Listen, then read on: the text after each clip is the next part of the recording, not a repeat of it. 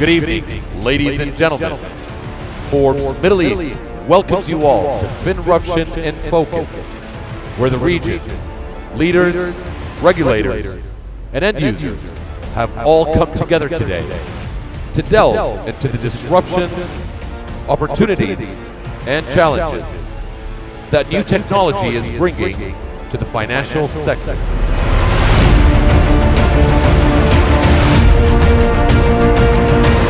The future of finance. Ms. Hiba Daaboul,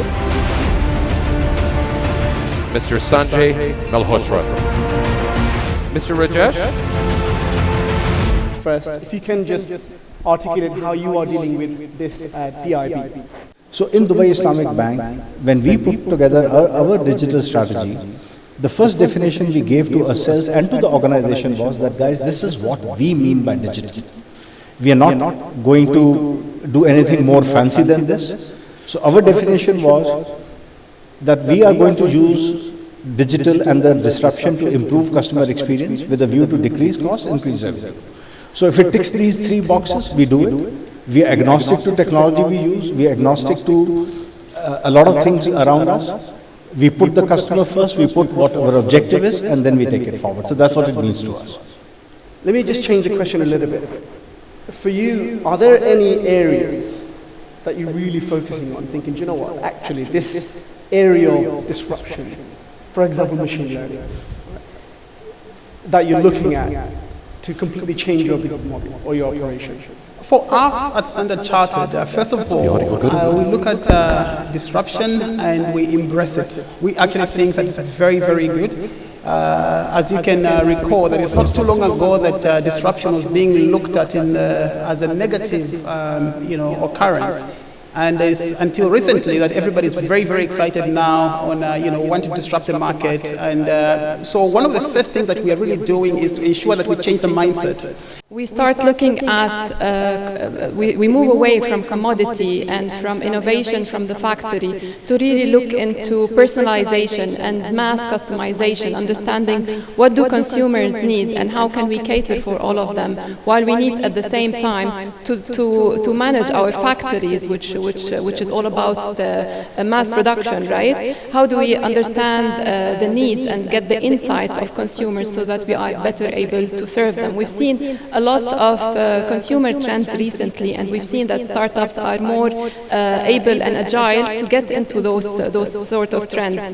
While us, with all the resources and capabilities, we're definitely following the trend. So that's the kind of thinking that starts to kick in and help us shape the future together.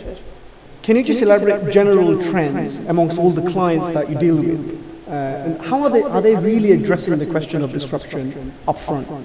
And technologies like machine learning or artificial intelligence is going to play a very important role in terms of the augmenting the human beings to come up with robo-advisors, in terms of the portfolio management around anti-money laundering, putting up basically algorithms that can pick up your frauds much in advance.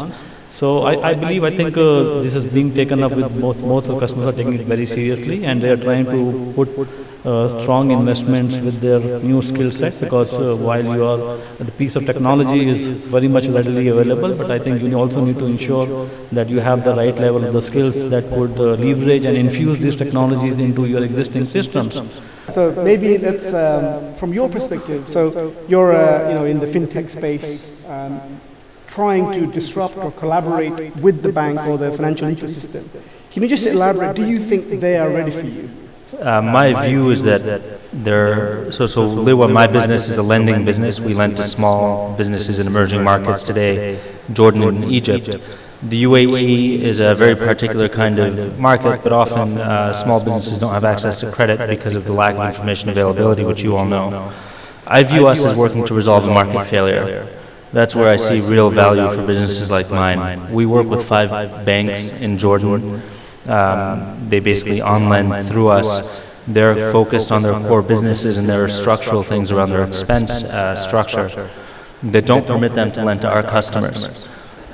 Things like brick and mortar premises are not going away anytime soon, to the extent that you can leverage tools, in this case digital tools, to lend to people who may be more expensive to lend to, you don't need brick and mortar premises. So we're really a supplement to the existing banking structure rather than a disruptor.